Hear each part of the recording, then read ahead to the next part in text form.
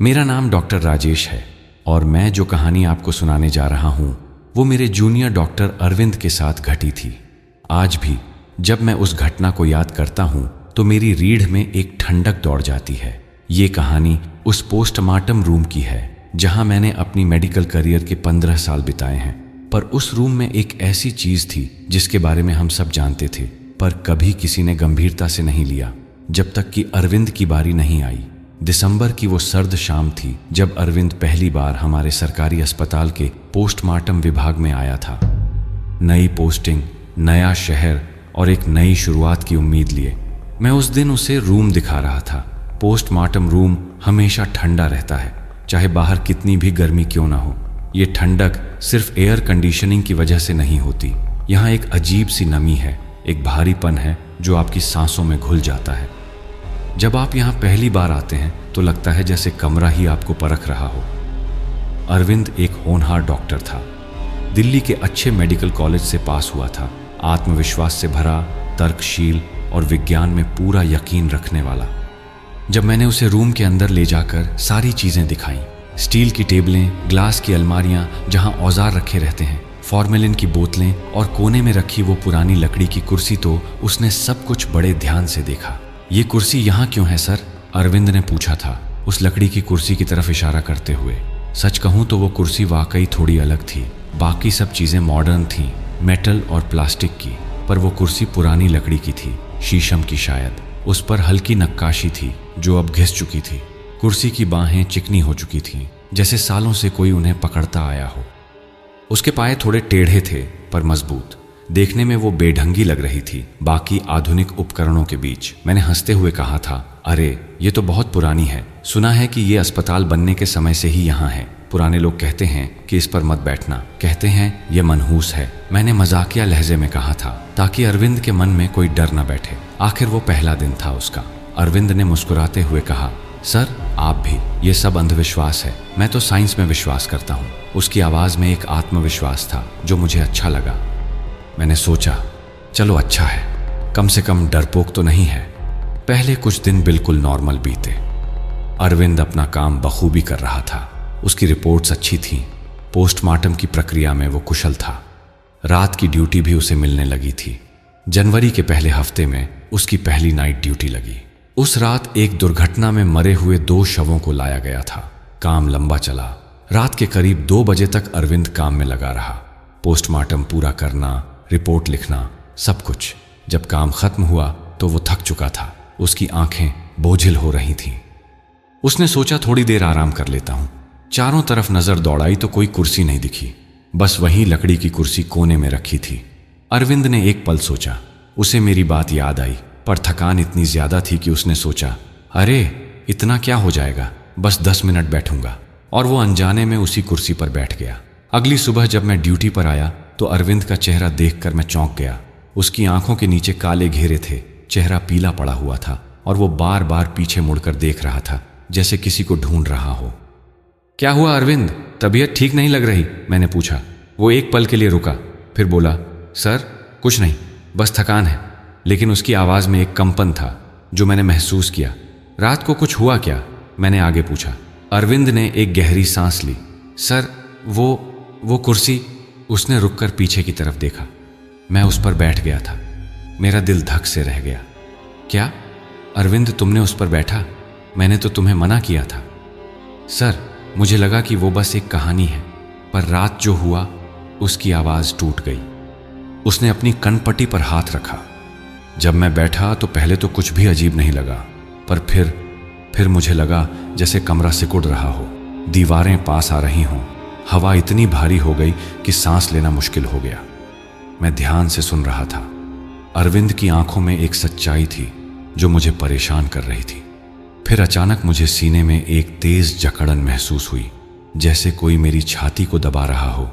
मेरे कानों में एक आवाज़ गूंजने लगी, बीप बीप बीप, जैसे किसी मॉनिटर की आवाज़ होती है। अरविंद के हाथ कांप रहे थे और फिर वो रुका, जैसे कुछ कहने से डर रहा हो। फिर मैंने देखा, मैं खुद पोस्टमार्टम टेबल पर लेटा हुआ था। हाँ सर, मैं ही। मेरे चारों तरफ डॉक्टर खड़े थे, कुछ लोग रो रहे थे। मैंने घड़ी देखी, सुबह के 5 बजने में 5 मिनट बाकी थे। मेरी रीढ़ में एक सिहरन दौड़ गई। अरविंद, ये तुम क्या कह रहे हो? सर, मैं सच कह रहा हूं। मैं अपनी ही मौत देख रहा था। मैं चीखना चाहता था पर आवाज नहीं निकल रही थी। मैं हिलना चाहता था पर शरीर जवाब नहीं दे रहा था। और फिर अचानक सब गायब हो गया। मैं फिर से कुर्सी पर बैठा था, पसीने से पूरी तरह भीग चुका था। मेरा दिल इतनी जोर से धड़क रहा था कि मुझे लगा अभी फट जाएगा। मैंने अरविंद के कंधे पर हाथ रखा। शांत हो जाओ, शायद तुम बहुत थक गए थे। नींद आ रही थी तो एक बुरा सपना आया होगा। पर अरविंद ने मेरी तरफ ऐसे देखा जैसे वो कह रहा हो कि मैं गलत हूं। सर, वो सपना नहीं था। वो बहुत असली था।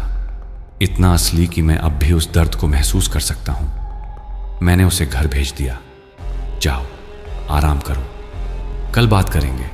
पर जब अरविंद चला गया तो मैं उस कुर्सी के पास गया। वो वैसे ही शांत खड़ी थी, कोने में। मैंने उसे ध्यान से देखा। लकड़ी पुरानी थी पर मजबूत। कुर्सी की बाहों पर हल्के निशान थे, जैसे किसी ने बहुत जोर से पकड़ा हो। मैंने हाथ बढ़ाया और उसे छुआ। लकड़ी ठंडी थी, बर्फ की तरह। इतनी ठंडी कि मैंने तुरंत अपना हाथ खींच लिया।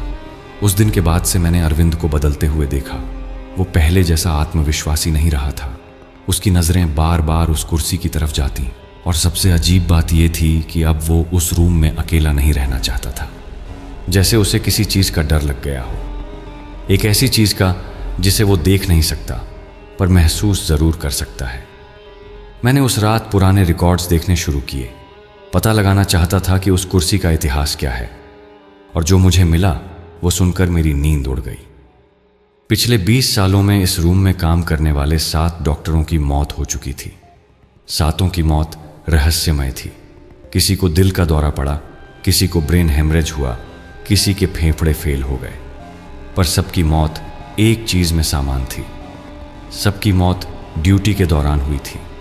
और सबकी मौत सुबह 5 बजे के आसपास हुई थी। मुझे अरविंद की बात याद आई। घड़ी में 5 बजने में 5 मिनट बाकी थे। क्या अरविंद अगला था?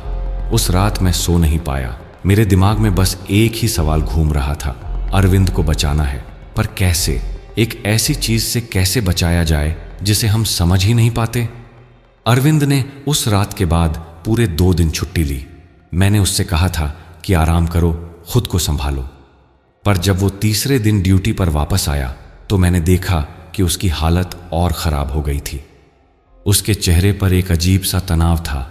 आंखें धंसी हुई और वो बार बार अपने हाथों को देख रहा था, जैसे उन्हें पहचानने की कोशिश कर रहा हो। अरविंद, तुम ठीक तो हो ना? मैंने पूछा जब हम दोपहर की चाय पी रहे थे। उसने धीरे से सिर हिलाया। सर, मैं सो नहीं पा रहा। जब भी आंख बंद करता हूं वही दृश्य दिखता है। मैं उस टेबल पर लेटा हुआ हूं और उसकी आवाज टूट गई। अरविंद, सुनो। मैंने उसका कंधा पकड़ा। ये तुम्हारे दिमाग का वहम है। तुम बहुत थक गए थे उस रात, बस इतना ही है। तुम एक डॉक्टर हो, साइंटिस्ट हो। तुम खुद ही कहते थे कि तुम अंधविश्वास में यकीन नहीं करते। अरविंद ने मेरी तरफ देखा। उसकी आंखों में एक अजीब सा खालीपन था। सर, मैं भी यही सोचता था, पर अब मुझे नहीं पता कि क्या सच है और क्या झूठ। उस शाम को मुझे एक इमरजेंसी केस के लिए बाहर जाना पड़ा। अरविंद को अकेले ड्यूटी पर रहना था। मैंने उससे कहा, देखो, अगर कोई परेशानी हो तो तुरंत फोन करना। और हाँ, मैंने रुक कर कहा, उस कुर्सी के पास मत जाना। अरविंद ने हामी भरी, पर उसके चेहरे पर जो भाव था उससे मुझे चैन नहीं मिला। रात के करीब 10 बजे मुझे अरविंद का फोन आया। उसकी आवाज कांप रही थी। सर, मैं फिर से बैठ गया था। क्या? मैं चौंक गया। अरविंद, तुमने फिर से उस कुर्सी पर बैठा? सर, मैं नहीं बैठना चाहता था, पर थकान बहुत ज़्यादा थी। मैंने दूसरी कुर्सी ढूंढी पर मिली नहीं, और फिर अनजाने में मैं फिर से उसी कुर्सी पर बैठ गया था। मेरे हाथों से फ़ोन लगभग गिर गया। और फिर क्या हुआ? अरविंद की सांसें तेज हो गई थीं। सर, इस बार पहले से भी बुरा था।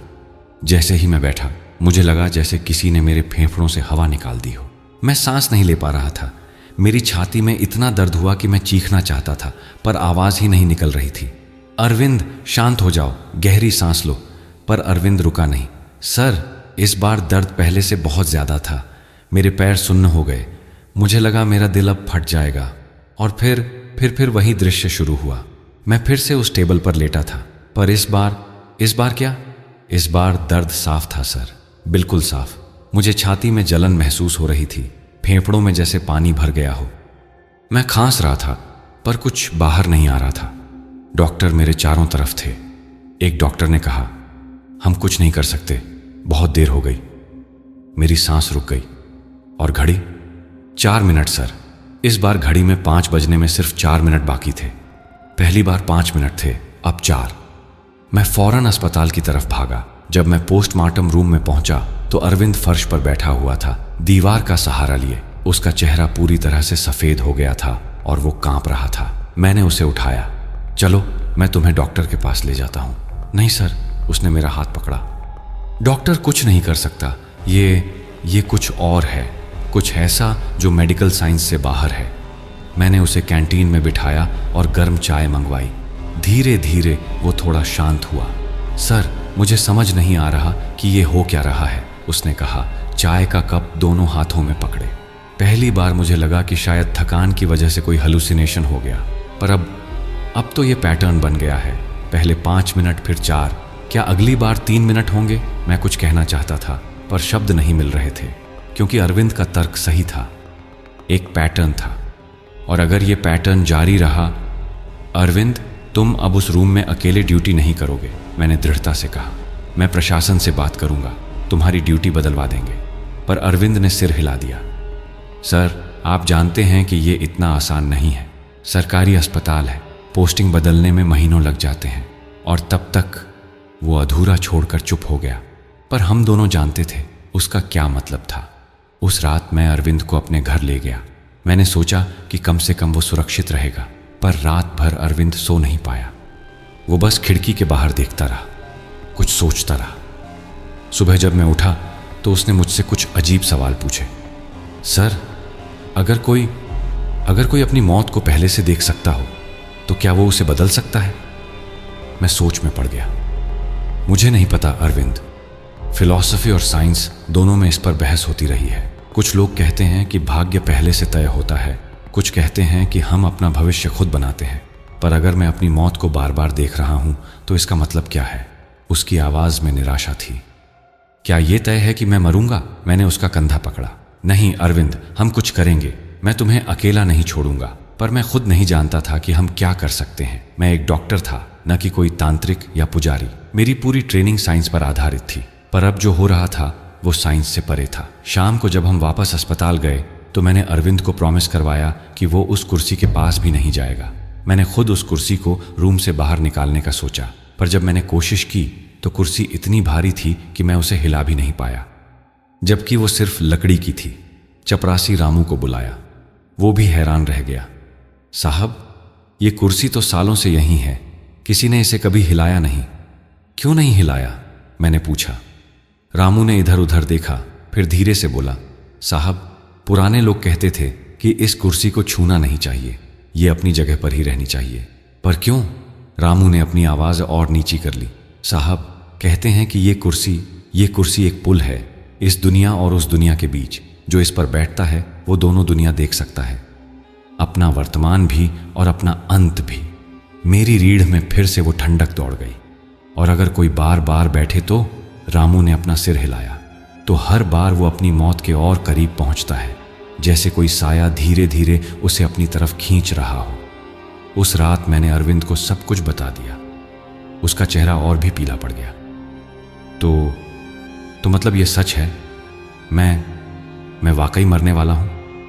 नहीं, मैंने दृढ़ता से कहा। हम कुछ करेंगे। मैं किसी को ढूंढूंगा जो इस बारे में जानता हो। कोई तांत्रिक, कोई पुजारी, कोई तो होगा जो इस चीज को रोक सके। पर मेरे दिल में डर था, क्योंकि पैटर्न साफ था। पहली बार 5 मिनट, दूसरी बार 4 मिनट। अगर अरविंद तीसरी बार उस कुर्सी पर बैठ गया तो घड़ी में 3 मिनट बचेंगे। और हर बार दर्द बढ़ता जा रहा था। सवाल ये था, क्या हमारे पास इतना वक्त है कि हम किसी को ढूंढ सकें, या फिर अरविंद का समय पहले ही खत्म हो जाएगा? उस रात अरविंद फिर से मेरे घर सोया, पर सुबह जब मैं उठा तो पाया कि वो बालकनी में खड़ा था, सूरज को देख रहा था। कितनी खूबसूरत है ना सर, उसने कहा। सूरज की रोशनी, पक्षियों की आवाज, पता नहीं कब तक ये सब देख पाऊंगा। मैं उसके पास गया। अरविंद, ऐसा मत सोचो। उसने मेरी तरफ देखा। उसकी आंखों में आंसू थे। सर, मुझे डर लग रहा है। मैं मरना नहीं चाहता। अभी तो मेरी जिंदगी शुरू ही हुई है। मेरी माँ का सपना था कि मैं डॉक्टर बनूं। उनका सपना मैंने पूरा किया, पर अब मैंने उसे गले लगा लिया। कुछ नहीं होगा तुम्हें, मैं वादा करता हूं।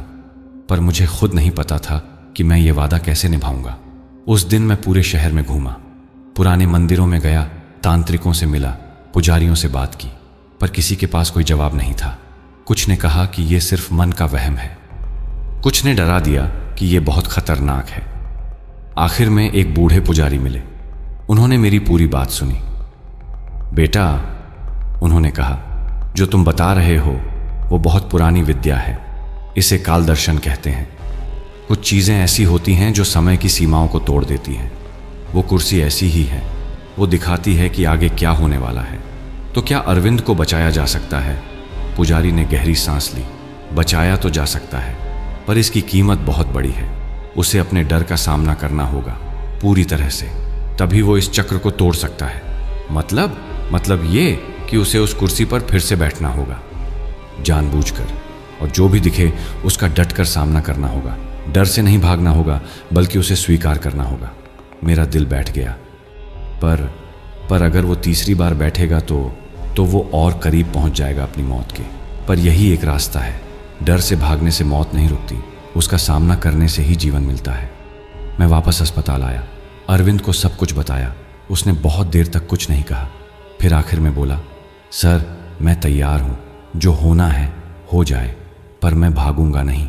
और उसी रात अरविंद ने तीसरी बार उस कुर्सी पर बैठने का फैसला किया। उस रात का मंजर मैं कभी नहीं भूल सकता।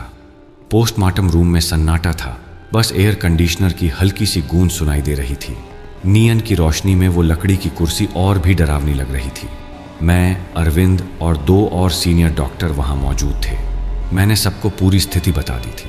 पहले तो किसी ने यकीन नहीं किया, पर जब अरविंद ने खुद अपना अनुभव बताया तो सबकी आंखों में चिंता साफ दिखी। तुम्हें यह करना जरूरी नहीं है अरविंद, डॉक्टर मल्होत्रा ने कहा। वो हमारे सबसे सीनियर डॉक्टर थे। हम किसी और तरीके से इसे सुलझा सकते हैं। शायद उस कुर्सी को जला दें या फिर किसी तांत्रिक को बुलाएं। अरविंद ने सिर हिलाया। नहीं सर, मैं इससे भागना नहीं चाहता। अगर ये मेरी किस्मत में है तो मुझे इसका सामना करना ही होगा। भागने से कुछ नहीं होगा। उसकी आवाज़ में एक दृढ़ता थी जो पहले नहीं थी। शायद जब इंसान अपनी मौत के इतना करीब पहुंच जाता है तो उसे एक अजीब सी ताकत मिल जाती है। रात के ठीक 12 बजे अरविंद उस कुर्सी के सामने खड़ा हुआ। उसने गहरी सांस ली। मैं उसके बगल में खड़ा था, उसका हाथ पकड़े हुए। अगर कुछ गड़बड़ लगे तो तुरंत उठ जाना, मैंने कहा। अरविंद ने मुस्कुराने की कोशिश की, पर उसके चेहरे पर डर साफ दिखाई दे रहा था। जी सर। और फिर धीरे धीरे वो उस कुर्सी पर बैठ गया। पहले कुछ नहीं हुआ, हम सब इंतजार करते रहे। फिर अचानक अरविंद का शरीर अकड़ गया। उसकी आंखें फैल गईं, मुंह खुल गया जैसे चीखना चाहता हो, पर कोई आवाज नहीं निकली। अरविंद, मैं चिल्लाया और उसे पकड़ने के लिए आगे बढ़ा। रुकिए, डॉक्टर मल्होत्रा ने मुझे रोका। अगर आपने अभी उसे छुआ तो शायद और खतरनाक हो जाए। देखिए क्या होता है। अरविंद का शरीर कांप रहा था। उसकी सांसें तेज हो गई थीं, इतनी तेज कि लग रहा था जैसे उसका दम घुट रहा हो। उसके हाथ कुर्सी की बाहों को इतनी जोर से पकड़े हुए थे कि उसकी उंगलियां सफेद पड़ गई थीं। और फिर हमने देखा उसकी नाक से खून की एक बूंद टपकी। बस, बहुत हो गया। मैं आगे बढ़ा और अरविंद को कुर्सी से खींचने लगा। उसका शरीर इतना भारी हो गया था जैसे किसी ने उसे कुर्सी से जोड़ दिया हो। मुझे पूरी ताकत लगानी पड़ी। आखिरकार अरविंद गिरा सीधा मेरी बाहों में। वो बेहोश हो गया था। हम तीनों ने मिलकर उसे बाहर ले गए, इमरजेंसी वार्ड में। डॉक्टरों ने उसे चेक किया। बीपी बहुत हाई था, दिल की धड़कन अनियमित, और उसका शरीर पसीने से भीगा हुआ था जैसे उसने घंटों की मेहनत की हो। करीब आधे घंटे बाद अरविंद को होश आया। उसकी पहली नजर मुझ पर पड़ी। सर, उसकी आवाज बहुत कमजोर थी। शांत रहो अरविंद, सब ठीक है। पर उसने अपना सिर हिलाया। नहीं सर, कुछ भी ठीक नहीं है। इस बार वो, उसकी आंखों में आंसू आ गए। ये असहनीय था सर, असहनीय। मैंने उसका हाथ पकड़ा। क्या देखा तुमने? अरविंद ने आंखें बंद कर लीं, जैसे वो दृश्य फिर से देखना नहीं चाहता। सर, इस बार दर्द इतना ज्यादा था कि मैं बर्दाश्त ही नहीं कर पा रहा था। मुझे लगा जैसे मेरी हड्डियां टूट रही हों। एक एक हड्डी, एक एक जोड़, सब में तीव्र दर्द। मेरे फेफड़ों में जैसे आग लग गई हो। सांस लेना मुमकिन नहीं था। और घड़ी? मैंने पूछा, हालांकि मुझे पहले से पता था कि जवाब क्या होगा। 3 मिनट सर। पहली बार 5, दूसरी बार 4 और अब 3। हर बार 1 मिनट कम हो रहा है। उसने अपनी आंखें खोली और मेरी तरफ देखा। सर, मुझे लगता है कि ये कुर्सी मुझे मरना सिखा रही है, मेरी मौत का अभ्यास करवा रही है। वो शब्द सुनकर मेरी रीढ़ में बर्फ सी जम गई। मरना सिखा रही है? अरविंद ने धीरे से सिर हिलाया। हाँ सर, हर बार दर्द बढ़ता जा रहा है, हर बार मौत और करीब आ रही है, जैसे कोई मुझे तैयार कर रहा हो, ताकि जब असली समय आए तो मैं। वो चुप हो गया, पर मैं समझ गया था। कुर्सी उसे मौत से परिचित करवा रही थी, दर्द से, डर से, ताकि जब वो आखिरी बार। नहीं, मैंने जोर से कहा, ऐसा नहीं होने देंगे। अब तुम उस कुर्सी के पास नहीं जाओगे। मैं प्रशासन से बात करूंगा, तुम्हारी तुरंत ट्रांसफर करवा देंगे। पर अरविंद ने मेरा हाथ पकड़ लिया। सर, आप जानते हैं कि ये इतना आसान नहीं है। सरकारी तंत्र में सब कुछ धीमा चलता है और मुझे नहीं लगता कि भागने से कुछ होगा। क्यों? अरविंद ने गहरी सांस ली।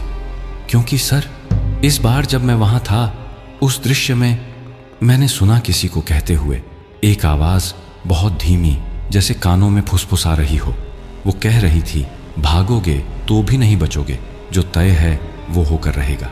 मेरा खून ठंडा हो गया। ये किसकी आवाज थी? पता नहीं सर, पर वो आवाज अब भी मेरे कानों में गूंज रही है। और सबसे डरावनी बात यह है कि मुझे लग रहा है कि वो आवाज सच कह रही है। अगले 2 दिन अरविंद ने छुट्टी ली।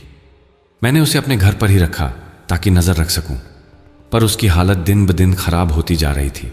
वो ठीक से खा नहीं पा रहा था, सुन नहीं पा रहा था, बस घंटों खिड़की से बाहर देखता रहता।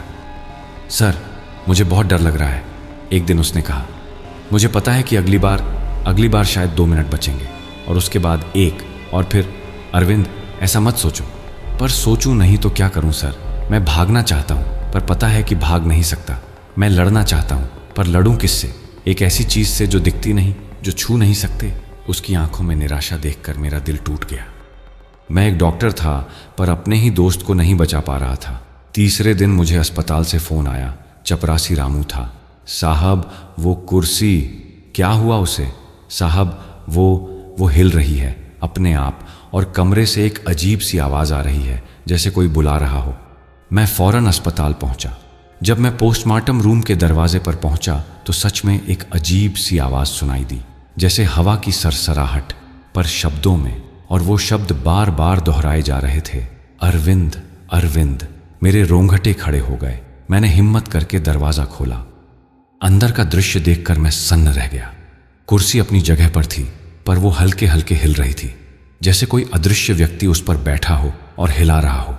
और सबसे डरावनी बात, कुर्सी की लकड़ी पर कुछ लिखा हुआ दिख रहा था, खरोंचों में, जैसे किसी ने नाखूनों से लिखा हो। मैं करीब गया। लिखा था 5 बार, बस 5 बार। मेरे हाथ कांप रहे थे। इसका मतलब क्या था? 5 बार। अरविंद 3 बार बैठ चुका था। क्या इसका मतलब यह था कि उसे 2 बार और बैठना होगा? मैं वापस घर भागा, अरविंद को सब कुछ बताया। उसका चेहरा और भी पीला पड़ गया। 5 बार? मतलब अभी 2 बार और? हाँ, और अगले बार शायद 2 मिनट बचेंगे और उसके बाद सिर्फ 1। अरविंद ने अपना सिर अपने हाथों में ले लिया। नहीं, मैं और नहीं कर सकता। उस दर्द को, उस डर को मैं और बर्दाश्त नहीं कर सकता। तो मत करो, मैंने कहा, हम कुछ और रास्ता निकालेंगे। पर उसी रात कुछ ऐसा हुआ जिसने हमारी पूरी योजना बदल दी। अरविंद को नींद में चलने की बीमारी हो गई, या यूं कहें, कुर्सी उसे बुला रही थी। रात के 2 बजे जब मैं सो रहा था, मुझे अरविंद के कमरे से आवाज आई। जब मैं गया तो देखा कि वो दरवाजे को खोलने की कोशिश कर रहा था। उसकी आंखें खुली थीं, पर उसमें कोई चेतना नहीं थी। अरविंद, मैंने उसे हिलाया। वो चौंक कर जागा। सर, मैं कहाँ? तुम दरवाजा खोलने की कोशिश कर रहे थे, शायद अस्पताल जाने के लिए। अरविंद की आंखों में दहशत आ गई। मुझे कुछ याद नहीं सर, मैं तो सो रहा था। पर हम दोनों जानते थे कि ये कोई साधारण नींद में चलना नहीं था।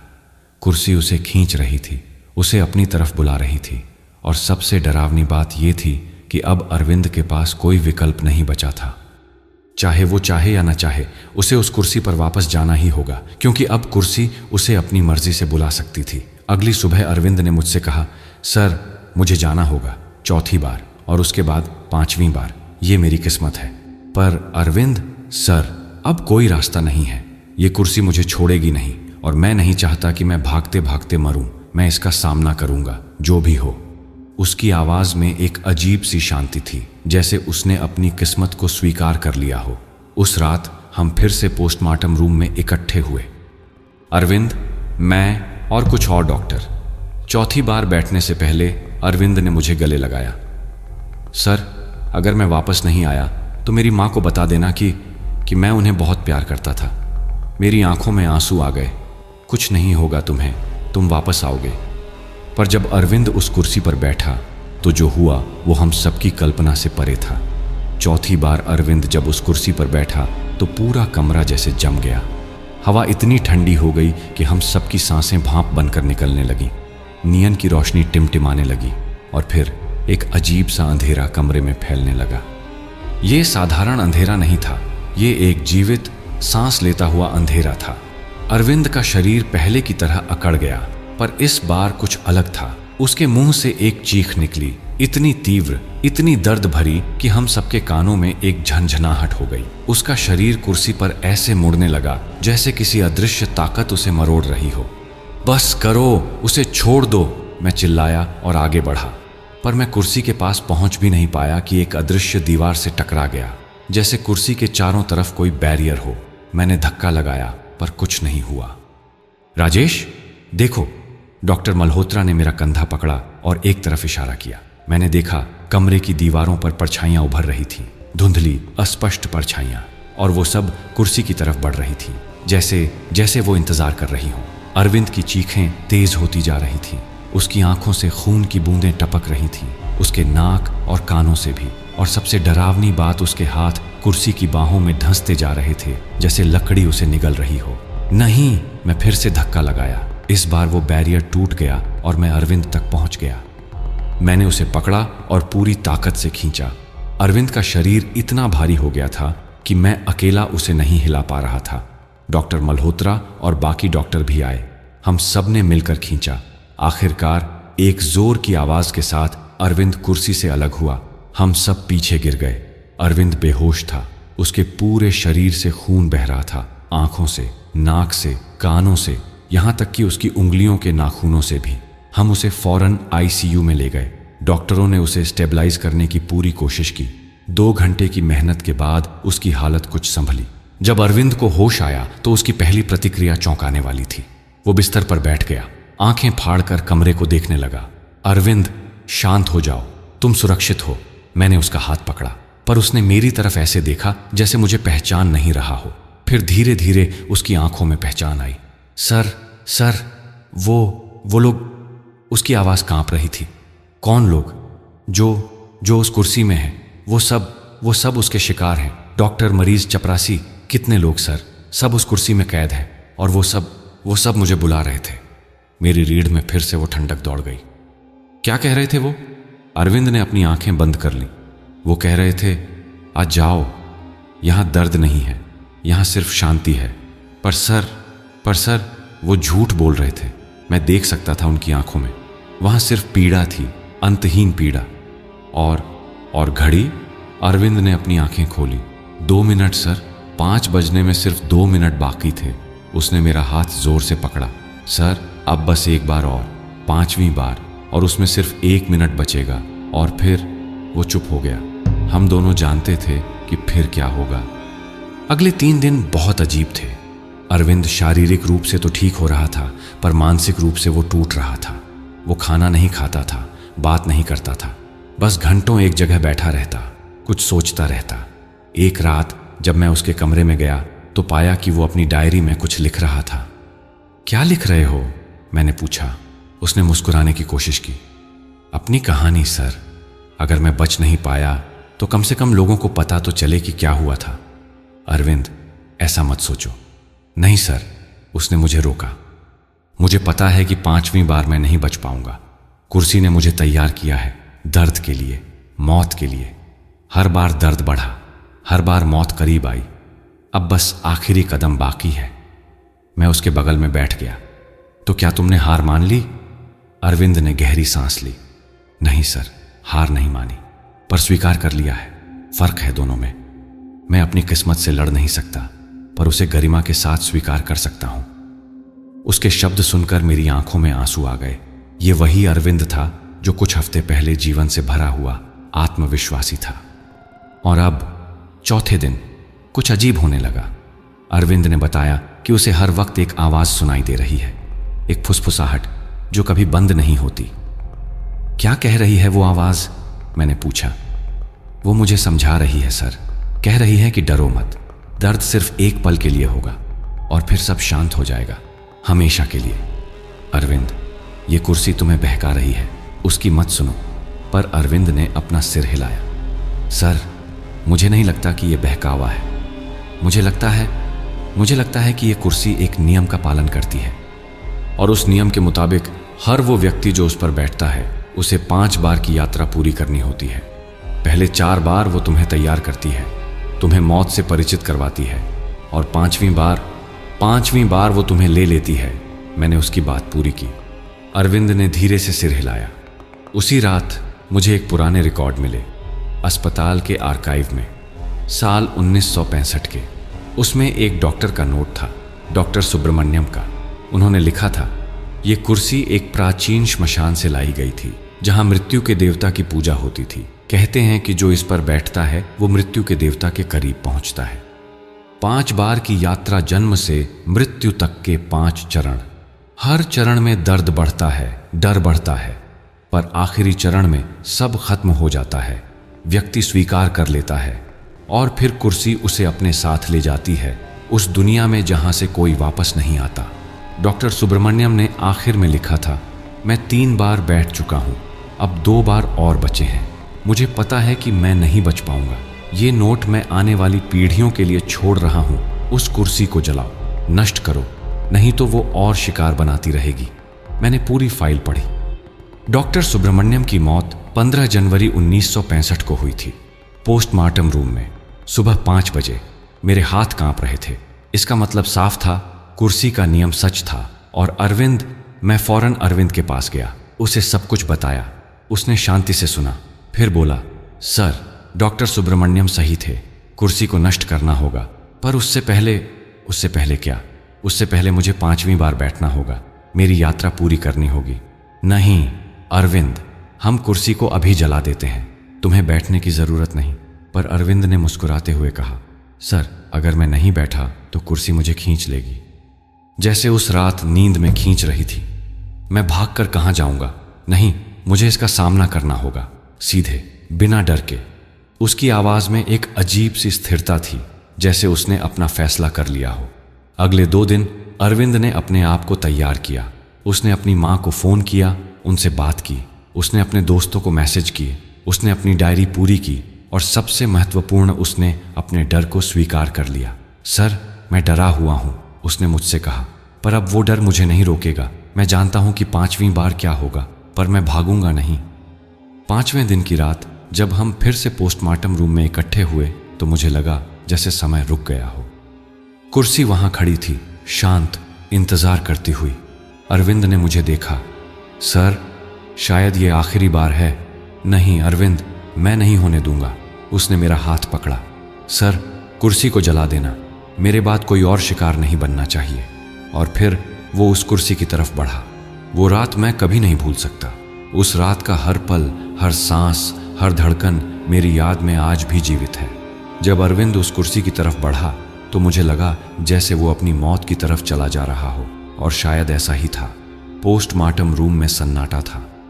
इस बार हम 7 लोग थे, मैं, डॉक्टर मल्होत्रा, 3 और सीनियर डॉक्टर और 2 पुलिस अधिकारी जिन्हें मैंने बुलाया था, ताकि अगर कुछ गड़बड़ हुई तो रिकॉर्ड में रहे।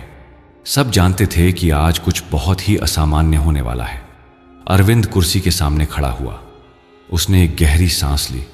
मैंने देखा कि उसके हाथ कांप रहे थे, पर उसके चेहरे पर एक अजीब सी शांति थी, जैसे किसी ने अपने भाग्य को स्वीकार कर लिया हो। अरविंद, मैंने आखिरी बार कहा, अभी भी वक्त है, हम इसे रोक सकते हैं।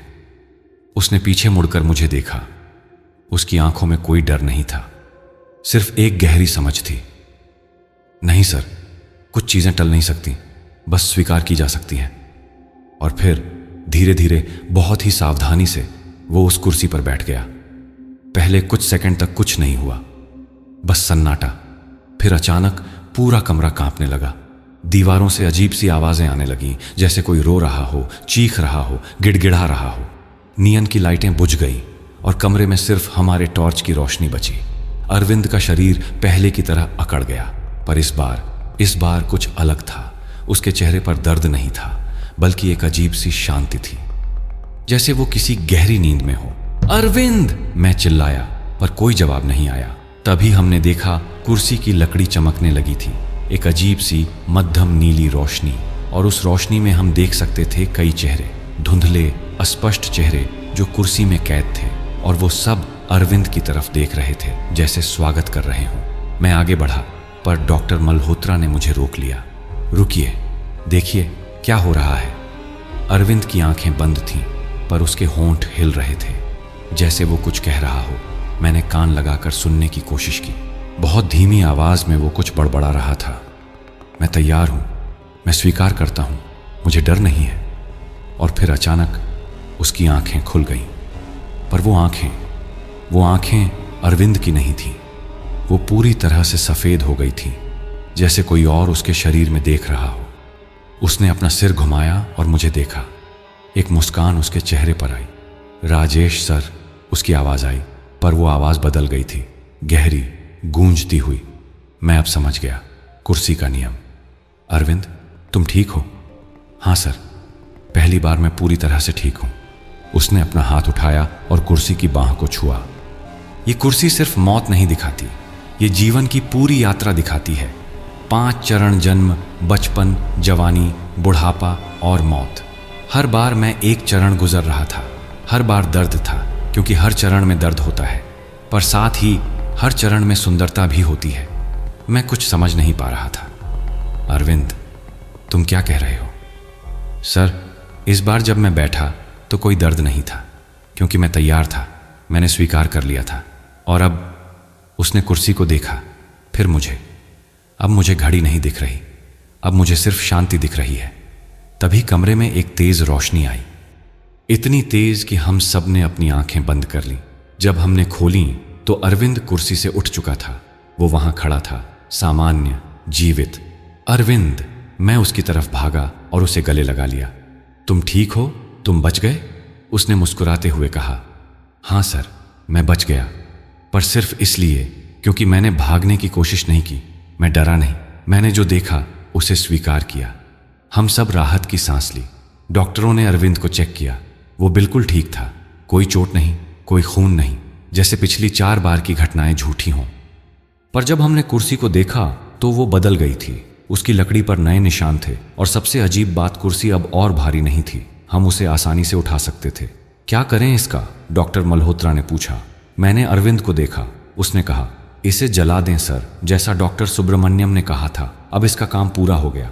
अगले दिन सुबह हमने एक छोटा सा अनुष्ठान किया। पुराने पुजारी को बुलाया जो इन चीजों को समझते थे। उन्होंने कुछ मंत्र पढ़े, फिर हमने कुर्सी को आग लगा दी। कुर्सी जलते वक्त अजीब आवाजें निकल रही थीं, जैसे कोई रो रहा हो या शायद राहत की सांस ले रहा हो। धुआं आसमान में उठा और उसके साथ कई परछाइयां भी, जैसे वो आत्माएं आजाद हो रही हों जो सालों से उस कुर्सी में कैद थीं। जब आग बुझी तो बस राख बची थी। कुर्सी पूरी तरह से नष्ट हो गई थी। अब बरसों बीत गए हैं उस घटना को। अरविंद आज एक सफल डॉक्टर है, उसकी शादी हो गई है, एक बेटा भी है। पर वो रात, वो अनुभव हम दोनों के लिए हमेशा याद रहेगा। कभी कभी जब हम मिलते हैं तो वो उस घटना के बारे में बात करता है। सर, आप जानते हैं क्या था सबसे बड़ा सबक? उसने एक बार कहा था। क्या? कि मौत से डरना नहीं चाहिए, उसे स्वीकार करना चाहिए। जब मैंने अपने डर को स्वीकार कर लिया तो वो डर खत्म हो गया, और जब डर खत्म हुआ तो मौत की ताकत भी खत्म हो गई। मैंने उसके शब्दों पर गौर किया। शायद वो सही था। शायद कुर्सी का असली नियम यही था, तुम्हें तुम्हारे डर से मिलवाना, ताकि तुम उसे जीत सको। पर एक बात अब भी मुझे परेशान करती है। उस रात जब अरविंद आखिरी बार उस कुर्सी पर बैठा था और जब उसकी आंखें सफ़ेद हो गई थीं, तो एक पल के लिए मुझे लगा था कि वो सचमुच चला गया था। और जो वापस आया वो क्या वाकई अरविंद था या कुछ और? मैं इस सवाल का जवाब कभी नहीं ढूंढ पाया और शायद ढूंढना भी नहीं चाहता। कुछ रहस्य ऐसे होते हैं जिन्हें रहस्य ही रहने देना चाहिए। एपिलॉग। 2 साल बाद मुझे एक चिट्ठी मिली, बिना किसी नाम के, बिना किसी पते के। उसमें बस एक पंक्ति लिखी थी, कुर्सी जल गई पर उसका नियम अब भी जीवित है। अगली बार किसी और शहर में, किसी और रूप में वो फिर आएगी, क्योंकि मौत कभी नहीं मरती, वो बस रूप बदलती है। मैंने वो चिट्ठी फाड़ कर फेंक दी। मैं उस सच को स्वीकार नहीं करना चाहता था, पर कभी कभी रात में जब अकेला होता हूँ तो मुझे लगता है कि मैं कुछ सुन रहा हूँ। एक फुसफुसाहट, एक बुलावा, जैसे कहीं किसी अंधेरे कोने में कोई कुर्सी इंतजार कर रही हो।